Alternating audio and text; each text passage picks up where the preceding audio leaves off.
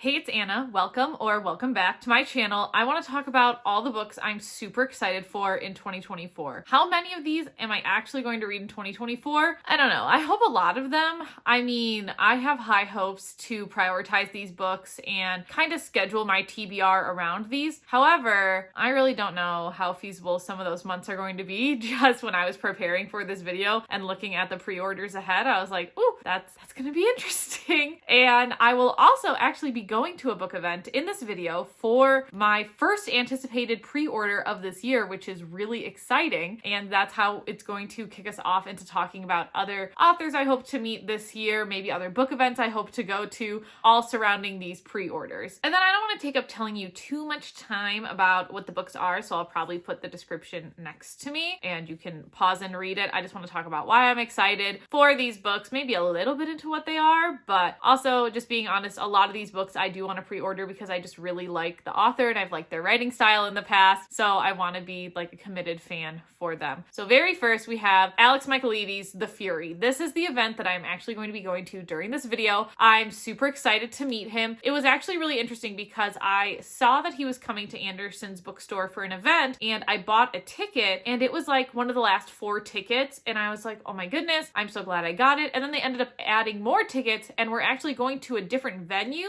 So I haven't been there before. I have both of his books ready to sign because he I believe only has 2 out and The Fury is his 3rd. I'm extremely excited to see what The Fury is about. I have requested an ARC for it because maybe I would listen to it before going to the event, but I don't know if I'm going to get it or if that's possible anymore.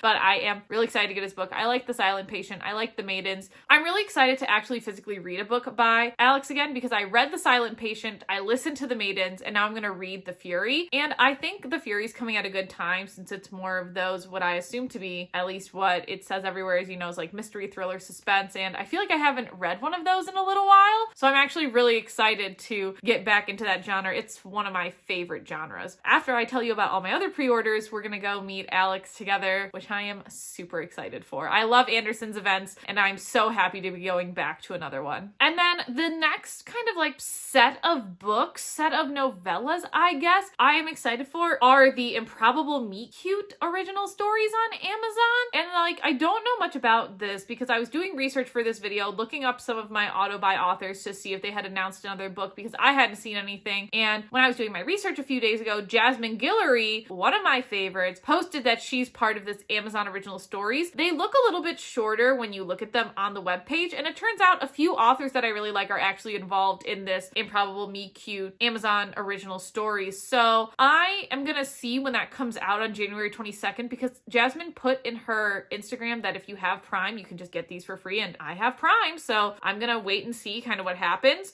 But there is a story by Christina Lauren, The Exception to the Rule, which I am also a really big Christina Lauren fan, and Christina Lauren is actually on this list 3 times. I really just like their books, so I'm excited to have this one. This one I think looks like one of the longest reads just because Amazon, for whatever reason, is giving me how long it'll take to read. I don't know if that's from my Kindle or what it's from, but it's kind of cool. We also have Abby Jimenez, Worst Wingman Ever. I have listened to 2 Abby Jimenez books. I haven't actually read any of her writing before. I really liked Yours Truly, but I didn't like Part of Your World as much, but I would still be excited like if these all come in a pack together. I'm not going to say no to an Abby Jimenez book. Now this author I've never heard of before, Sally Thorne. She has Rosie and the Dreamboat. Know nothing about this. Again, if they all come in a set or whatnot, I will probably get them all together. But again, I've never read a Sally Thorne book, so maybe I'll get her book this year. Then we have Drop, Cover, and Hold On, the Jasmine Guillory one. This is the one where like I would spend money on it if they don't just come free with Amazon Prime. I would spend money on Jasmine Guillory's because I want to read all of her discography. I have, up until this point, read every single book by Jasmine Guillory. I've loved every single book by Jasmine Guillory. They've all been a 4 or above, so I definitely, whatever it takes for me to get this, I will be getting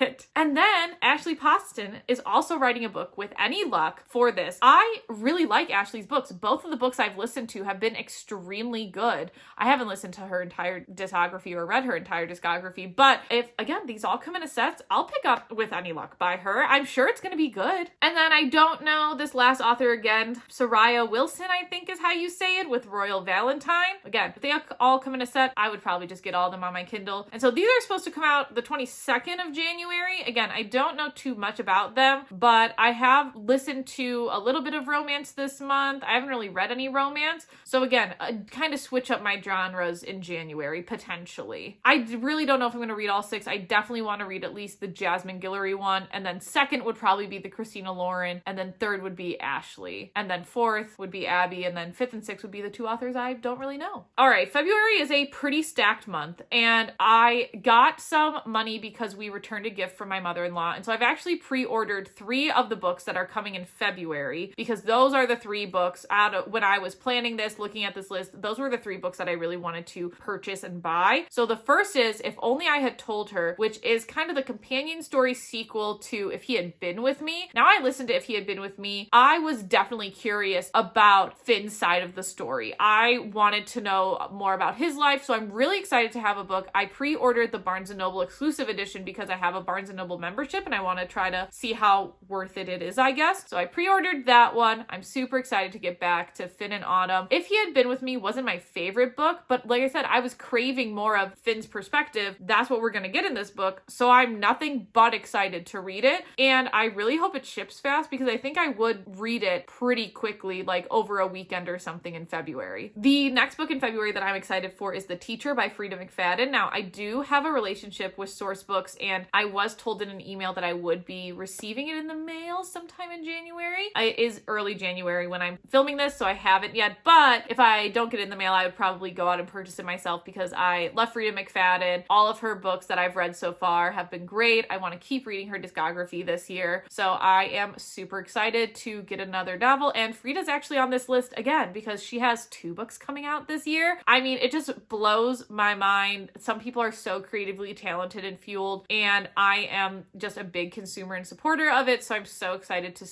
talk about her next book as well. All right, the second book that is pre-ordered is Magnolia Parks Into the Dark, and it is the 5th Magnolia Parks book. I don't know if I'm going to get like the original cover that's right now only being sold in the UK. To be honest, I feel like that original cover doesn't fit the original cover vibes of the first 4. That's just me personally, so I might be sticking with the new covers, because honestly, I like the new cover for the 5th book way better. It's editing, Anna. I actually did pre-order the original cover and I canceled my new cover. Oops. And because this is a Magnolia Parks story, you're following Magnolia Parks. There are currently 4 books out in the Magnolia Parks universe, and this is the 5th one, but it's the 3rd one following Magnolia's perspective, because you switch perspectives of the main character every other book, which is very exciting. Think like pretty much London Gossip Girl is how I think of it. Extremely excited to read this one. It was left on such a cliffhanger, not only in book 3, but in book 4, because you follow similar timelines, and the cliffhanger has just been awful, and I just need answers. Okay, this one I'm like very, very excited to talk about. I discovered Christina Forrest last year when I read The Neighbor Favor, and it was a 5-star read. I thought it was such a fresh romance, and then I saw she was coming out with another one, and then I saw that one had been released on NetGalley, and I actually have an arc for the partner plot, so I could be reading it right now, and I really want to start it in January, but it's not coming out till the end of February, and I want to leave the review kind of close to when it's being released and talked about it closer to when it's being released, but I do have an arc for the partner plot, and I'm so excited. I really think Christina is going to be another one of those auto-buy authors for me, and so I'm really excited to be keeping up with her discography and not like falling behind. Another author who's an auto-buy is Lizelle Samberry. Now, Lizelle Samberry has written the Blood Like Magic duology. She also wrote Delicious Monsters, and so I believe this is her 4th published work of Tender Beasts, and I'm just so excited. I really liked Delicious Monsters, and I mean, just like her covers, I am so impressed with her covers. I find they are absolutely eye-catching. I feel like they tell you enough about the story to get you hooked into wanting to buy the book, and then after you look at the cover when you're done with the book, it's like the puzzle pieces just come together. So I'm really excited. This is more YA psychological thriller, I believe, just like kind of Delicious Monster was, so I'm really excited to again continue to switch up genres, because I feel like every book I've talked about so far has kind of been within a different genre, and that's going to continue to the next one, which I'm very excited to talk about, because for me, this is my most anticipated read this year, and that is Fatebreaker by Victoria Aveyard. So she wrote the Red Queen series. I have 3 copies of the Red Queen series, like full series, and I have Realmbreaker and Bladebreaker. Bladebreaker, one of the worst cliffhangers. Like if you're watching this now, if you're looking for a higher fantasy YA series, Realmbreaker is a great one. Seriously, don't start it until the last book comes out, because this is the final book. It's finishing the trilogy. You're not going to have a terrible cliffhanger, because I've literally thought about it every day since I finished Bladebreaker back in 2022 is when I finished it. I've thought about it at least once a day. And so this higher fantasy series, I know Victoria Aviar said she was inspired by like J.R.R. Tolkien and the series surrounding the Hobbits. I haven't actually read that, so I don't fully remember, but I remember her saying something along those lines. So it's very much like a traveling journey. You have 4 perspectives you follow, a lot of just like coming together, epic battles, beautiful writing. So I'm super excited for Fatebreaker, and she is not coming anywhere close to me, which makes me very sad, but I'm going to try to go to one of her events. I am just putting it out in the universe. I really want to go to one of her events. I want to meet her. I want her to sign some of my books. I want to tell her just how much the Red Queen series, I'm not gonna get emotional. But the Red Queen series was just one of those series that like brought me back into reading, and just to think of where I was really before reading Red Queen is just like, I think it was just a harder time in my life going through transitions, and I feel like she just like brought me so much joy with that series, and like now look where I am, right? Like I'm creating book content and talking about all the other books I'm excited to read, all the other authors, and I really credit that to helping her having written the Red Queen series and then helped me get back into reading in that sense. So again, I get very emotional when I think about it, but like I'm also so excited to read it. There are currently 6 chapters of Fatebreaker that you can read right now, and I can't do it because I know I'm going to want to read the entire book as soon as I have it in my hands, so I can't look at it early. So February is clearly a stacked month and probably going to be a very emotional month for me. Great. In March, as of right now, from again what I could remember, authors I like, whatnot, the only book in March that I am really looking forward to right now is This Could Be Us by Kennedy Ryan, the second in the Skyland universe, I believe, and it's following Soledad's story. If you've read Before I Let Go, you know who Soledad is. She's another character in the universe, and I remember buddy reading this book with my friend Megan, and I told her, I said, if there was going to be any other story in this universe that I would be so excited to read about, it would be Soledad's. I think she deserves a story. I can kind of see where that story would go, and I'm so excited to read this, and I am really hopeful because that's the only one that I have in March that I'm going to like eat that up really quickly within the universe, and I have extremely high hopes for this book. I feel like I have high hopes for all of them, which is just like so exciting. April, we're taking a little bit of a twist actually, because there is one book in April that I didn't think I'd be excited about, but now I am. One book that I am very excited about, knew I would be excited about, is Holly Jackson's The Reappearance of Rachel Price. I love Holly Jackson's books. I do own all of her books physically. I've read all of her books that she's released out there, so I'm super excited for another Holly Jackson story in a different universe, taking us somewhere else, meeting a new cast of characters. Do I know a lot about what it's about? Honestly, no, because Holly Jackson's one of my auto-buy authors, and so if she tells me she's releasing a book, I don't even need to hear it. I believe from a little bit, because I'd read the description a few months ago, I believe it sounded very good, but all of her books sound good, so I'm very biased in that sense. So I think this is one of the books that I'm like just less excited about with pre-orders overall, and I feel like I'm reading to keep up with this author's discography because I have read all of the books she's released, and so it almost feels like I'm just curious to see what comes next, and that's going to be Emily Henry's Funny Story, because I really love Book Lovers. I liked Beach Read. People We Meet on Vacation was also okay. I really didn't like Happy Place that much, so I'm excited to go back to not having, I guess, as many timelines, and I really hope this main male character isn't as bad as I felt Wynn was personally.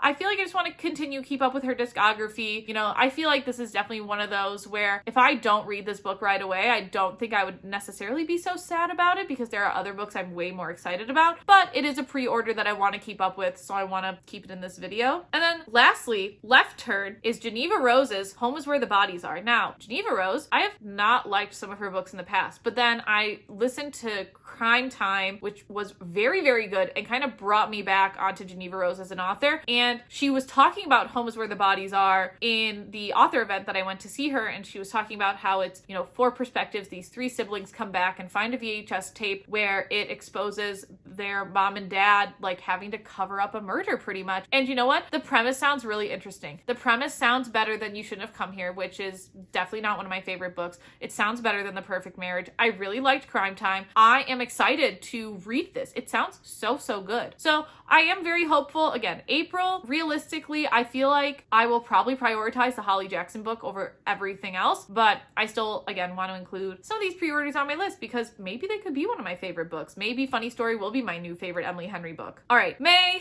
I'm super excited. I love Carly Fortune, and seeing that she's coming out with her third book just makes me so happy. I feel like between Every Summer After and Meet Me at the Lake, her writing has just gotten better, so I'm so excited to see what this summer will be different will hold. Again, do I know a lot about it? No. Carly Fortune's one of those auto-buy authors for me. I'm going to pre-order the book. I'm going to read the book probably in a weekend. I'm so excited to just go on that emotional journey because Meet Me at the Lake was one of the 3 books that made me cry this past year. I don't know if I'm going to get more emotional going into this year or not, but I just really connect with her writing, and I'm so excited to meet another couple and hear more about their story. This is one that I've seen like all over book social media, which is The Honey Witch. It is a debut novel. I actually followed the author for quite a while, even before I was starting to make book content, and I actually have an arc for this book. I don't know what I did to get in such good graces, but now that means I'm definitely going to read it because I have an arc for it, and I am really excited because I do want to make a point to read stories with queer characters, and I know The Honey Witch is a sapphic book, so I feel like that is setting myself up for success there. It is something I'm realizing I have to be really intentional about going through this year, so I'm thinking The Honey Witch will really help in that case. And then I did say there were 2 more Christina Lauren books. We're getting to the first one, which actually I got rejected for an arc for, but it didn't look like it was bad. It looked like they had just reached the max amount of people they could give the arc out for, so maybe if I had applied earlier, it could have been different. But The Paradise Problem by Christina Lauren, I don't know what it's about. Don't ask me. You can read it right next to me. I'm sure it's up. But have I actually read it while I did the research? Honestly, probably not. But I am really excited for Christina Lauren's books. But my most anticipated Christina Lauren book is actually coming out in June. And June, let me just say, my goal each month is to read 4 physical books. June has 7 books that I would like to pre-order. The math ain't really mathin', right? Now, I will say right now there are no pre-orders for October, November, December. I just think it's too early for some of those books, so I might do like an update one in the middle of the summer or something.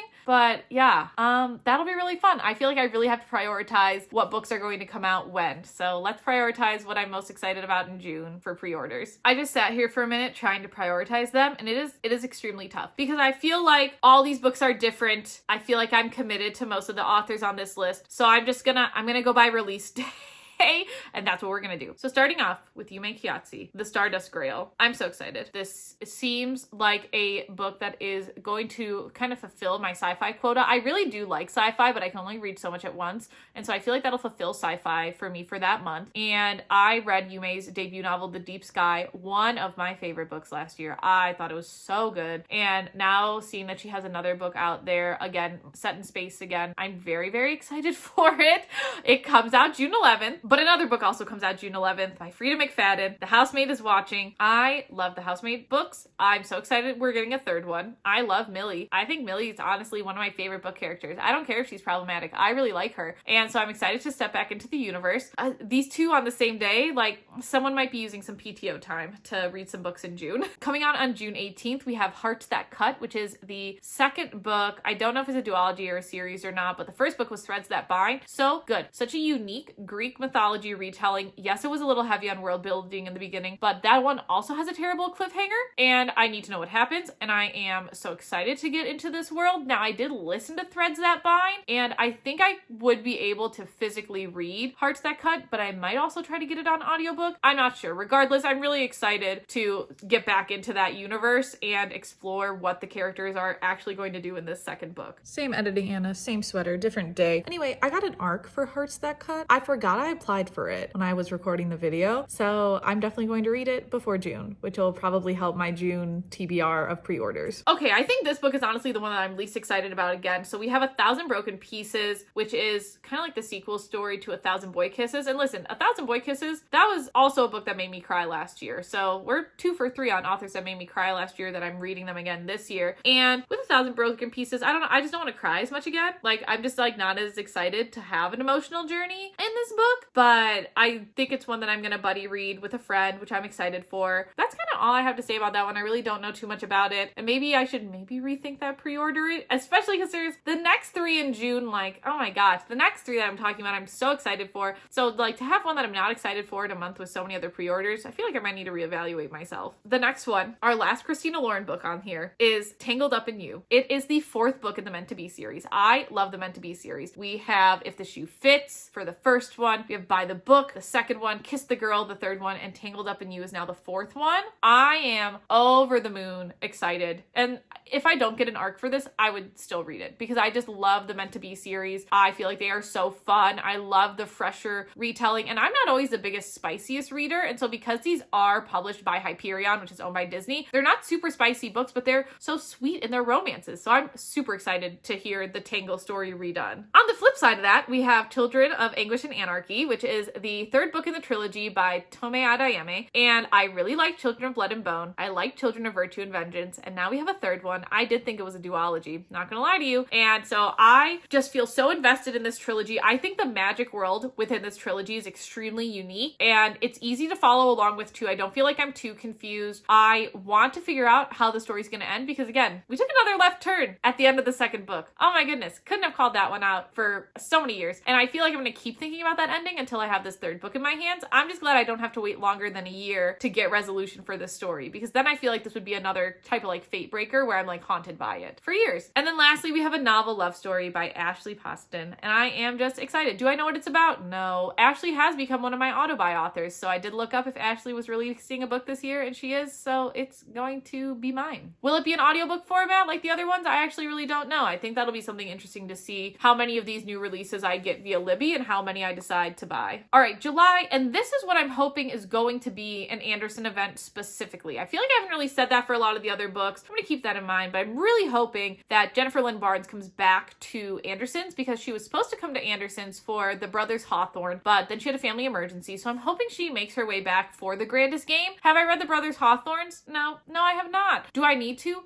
Probably, but the Grandest Game sounds so interesting and I just want to continue being in the universe, so I know I need to make a point to read Brothers Hawthorne before the Grandest Game, but I have time. Like I said, I'm really hoping it's an Anderson event. August and September are the last months that I have books I want to pre-order or get on my shelf pretty quickly. The first one in September is Guardians of the Dawn, Ami. I read a arc for Guardians of the Dawn, Zara, and I loved it. Again, unique world building, unique storytelling. It was a lot to try to understand the magic in the realm, but I feel like the second book is going to be easier to understand. I want to meet new characters. I want to see where this is going to go. I think this is supposed to be like a 4 or 5 book series, and I'm actually very excited because it's not like some other series where they're supposed to be longer and I don't know where the story's gonna go. I can see this spanning those longer lengths of novels just based off of the first book. Pretty fantasy driven. And then into September, we also have our fantasy driven book, which was just recently announced. So if I had made this video like, I don't know, a week earlier, I don't even think I would have been able to count this book because it is Celestial Monsters, the second book in the Sunbearer Trials. I'm pretty sure it's a duology. If it's not a duology, honestly, I think I might lose interest before the third book because I don't know where the book really could go unless there's another kind of ending like how the first book was where you could see why the first book ended the way it did to further the duology. So maybe you'll do that. I'm still really excited to read about Celestial Monsters. I think the story is just going to be different. I think the Sunbearer Trials was very much like Hunger Games style to me. And now I think Celestial Monsters is going to be more along the lines of like Percy Jackson. Like I feel like we're kind of shifting universes. It's not like we're necessarily staying on the same track between two books, I think, in terms of tropes like that. But that's just me. That's what I think. Have I read the description for Celestial Monsters?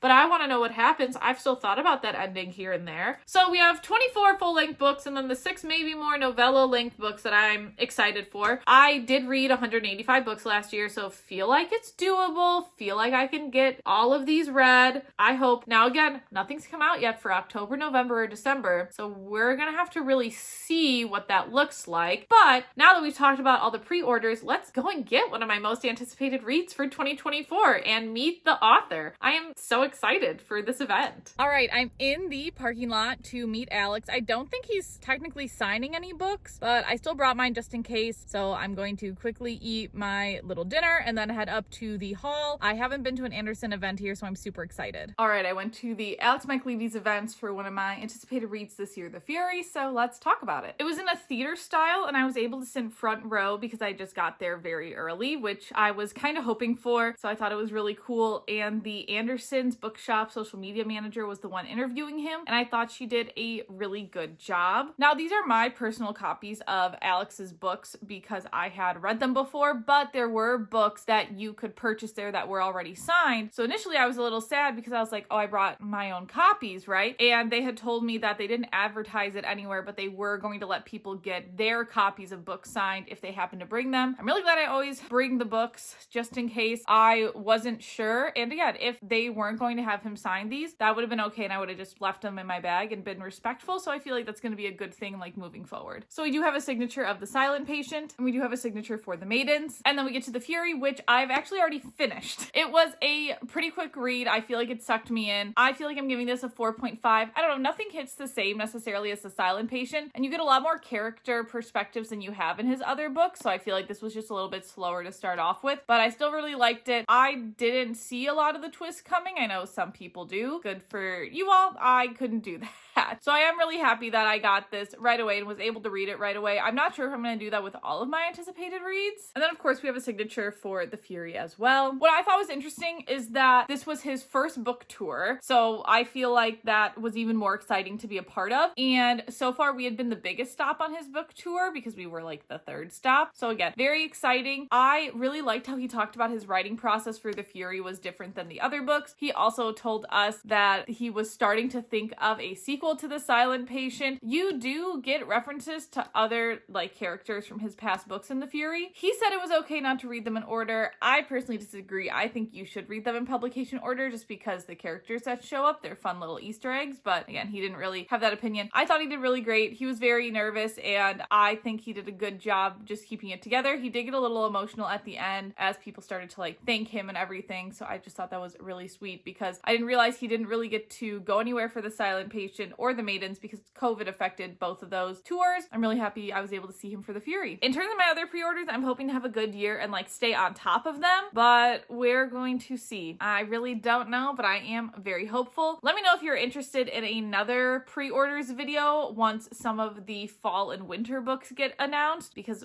there will probably be other books that I'm very excited to get to that will probably not even have been announced yet. And I'm hopeful to go to more Anderson events. I really like going there, and I feel like it was just overall a good time, and I'm happy to already have one of the pre-orders that I wanted this year checked off my list.